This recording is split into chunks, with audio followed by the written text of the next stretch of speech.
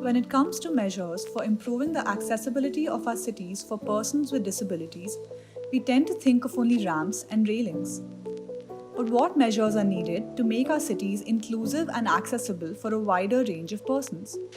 Welcome to Inclusive Urbanism, a conversation series by the Vidhi Center for Legal Policy, where we talk about less visible or invisible disabilities such as autism, intellectual, and psychosocial disabilities in our cities.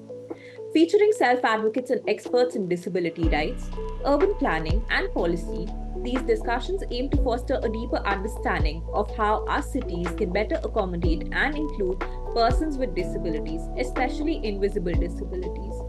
Today, we're joined by Ms. Aditi Gangrade, co-founder and chief creative officer of Much Much Media and Much Much Spectrum. She identifies as an autistic ADHDer and is a dedicated neurodivergence inclusion advocate. With her ventures, she works towards improving community wisdom and disability representation in the media industry. Join us as we hear about her journey. In this segment, Aditi shares her journey of discovering her autism and the challenges she's encountered along the way. I think it's a process also, and it was quite sudden also because my partner discovered his autism first, and he always thought that he was different, and even I thought that he was different, but I never thought that I could be autistic also because just talking about some of the ways in which women are brought up in India. I mean, we are taught to fit in, and we are taught to like be like other women and like be like this, and we sort of never really understand how we are standing out. Even though I felt a lot of the times that uh, uh, I get left out often because of something I didn't know what it was. He went into the diagnosis process, like he started with his assessment, and eventually he got diagnosed. And that's when I started reading more about autism, and I was like, okay, I should like be there for my partner and also support him in any way possible. And I didn't relate much with most autistic traits because what I was reading was what was there in DSM-5 in and also like the Asperger's, which was like there was an Asperger's diagnosis before. So I was reading about all that, and I was reading about like the stereotypical definition, right? Like they won't be able to make eye contact or something like that. So there were many things that I didn't relate with. So I thought that okay, this is exactly what he might have, and he said that okay, I also don't relate with some of these things. So it's not like every autistic person has to have like all these particular traits. And then I came across some videos by some autistic women, and that's when I came to know that autism in women is way different than autism in white boys and in men. So I came across this research paper that shared sort of 10 or 15 lived experiences of autistic women, but that was not Indian experiences, but I related with a lot of them. So that's when I sort of started thinking along these lines that I'm also might be autistic. But again, there was a lot of hesitation to accept the fact that I might be autistic because I didn't know what kind of stigma would come with it, what kind of discrimination might come along with the label. Pervasive stigma and misconceptions significantly impact the lives of persons on the autism spectrum. In this section, Aditi shares some anecdotes and experiences she's had since coming out as a neurodivergent. I mean, when I was going through my assessment process, I spoke to my mom, and she was like, "You're overthinking. You're overthinking it. You're not different. You are just like any other girl. So it's all okay. Don't panic. There's nothing wrong with you, basically."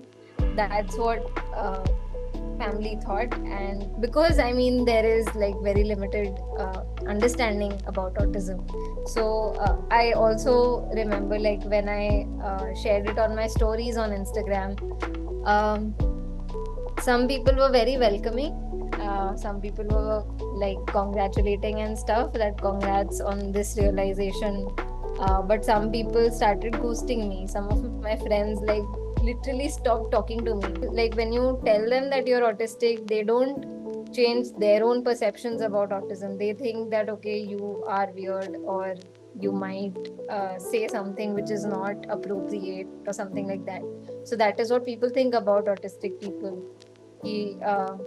If someone is like visibly autistic and is on that side of spectrum, people think that this person might bite us, or this person might say something weird or be weird, and that is why there is a lot of hesitation to engage with someone who behaves different or is different. And again, autism in women is very different. I mean, I like when I tell people that I'm autistic, some of them even laugh. They are like, okay, is autism like a joke to you? You are clearly not autistic, and if you call yourself autistic, then how will people who are sort of low functioning, how will they receive the kind of support? But what they don't realize is this disability is invisible. I mean, if it autism does not have a look, and you don't know what kind of challenges I have. Like if I'm coming on a call, I have to prepare like way ahead to do something of this sort. Like if I have to talk a lot, I have to be mentally prepared.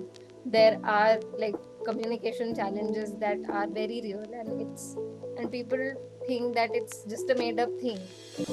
In this segment, Aditi advocates for autism awareness and highlights how ignorance about autism, its spectrum nature, and the diversity of accommodation needs manifests in everyday living in cities. When people talk about inclusion at work, autism at work, they also need to understand that it's not like a one size fits all solution.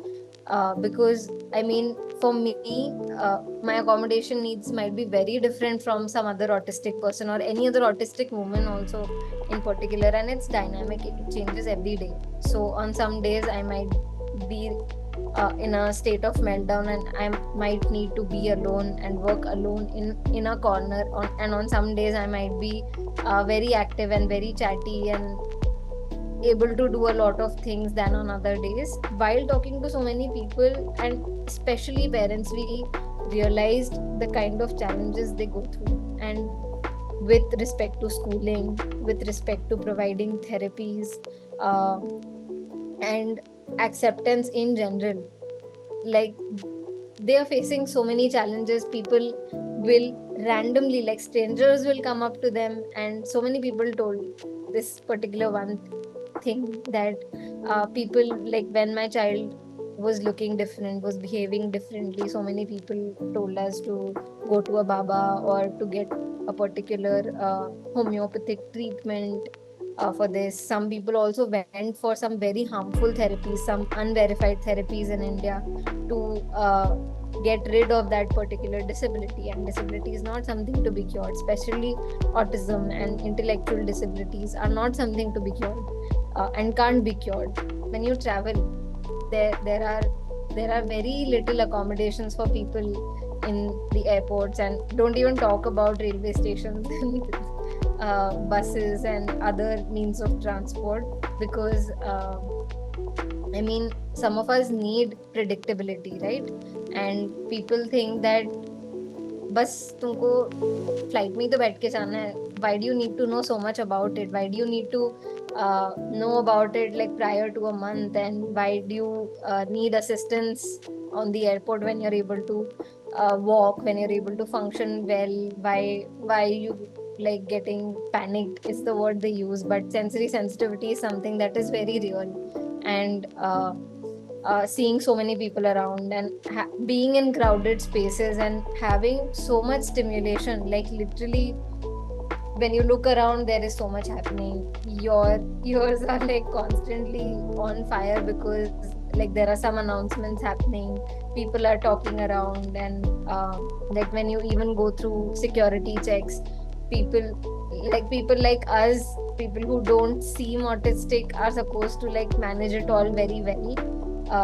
And if you have like even one hiccup, like you are confused because there is so much happening and you forgot to pick your bag, or you forgot something, people will give you a look and be like, what is up with this person?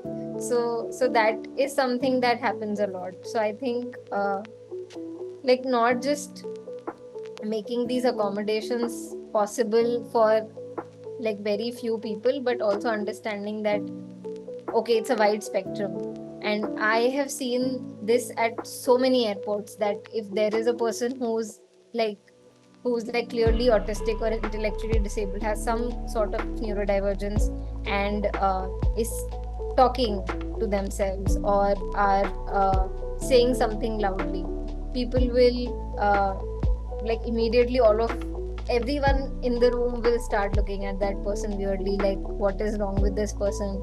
And then every time that person would say something, they would look back and forth. So I think uh, public awareness is something that we need, because I mean better, like the more people know about it, the better. Talking about the vision behind Much Much Spectrum, in this section, Aditi shares her aspirations for its future and that of the neurodivergent community. You know, before we started Much Much Spectrum and before our discovery, even though I had a disabled family member, I was so oblivious to the challenges of disabled people, and like never thought of reading up about disability rights issues, never thought of learning sign language, never even thought in this direction. It was never even an afterthought. So I always thought that, because I also come from a tier 2 city, I always saw people around me excluding disabled people, and I thought that that is the way to be, that is how everyone is. I think something changed after our discovery, because when we started reading more and watching more content about disabilities overall, about invisible disabilities and neurodiversity, we realized that there is a big discourse there's a big global discourse, but again there was nothing happening in India with respect to neurodiversity specifically. So neurodiversity was not even a word that most people knew about until like 2 years ago. So when you would say neurodiversity, they would think, अच्छा दिमाग से related कुछ है, but पता नहीं क्या exactly है. So people would get confused. So and no conversations in Hindi or in any regional languages, Indian languages. So that is when we started realizing the gravity of situation and how the kind of challenges people are going through. Hope is to have a community where if tomorrow someone gets diagnosed and don't know what to do, don't know who to tell this particular new information to, they should have a particular place to come to and talk about their experience, and find more people who are like them to talk about this thing that they have recently discovered about themselves or about their child. So in these past 2 years, so many people have written to us saying that I think I might be autistic, or I think I might be bipolar. What do I do? Who do I reach out to? And we shared some resources, people around us who we know about, and so many people got diagnosed. And I mean, literally until 2 years ago, when we discovered our autism and ADHD, we had very few people to go to. Only the people who were self-advocates, or people who were very vocal about their disabilities, were the only few people who we could reach out to.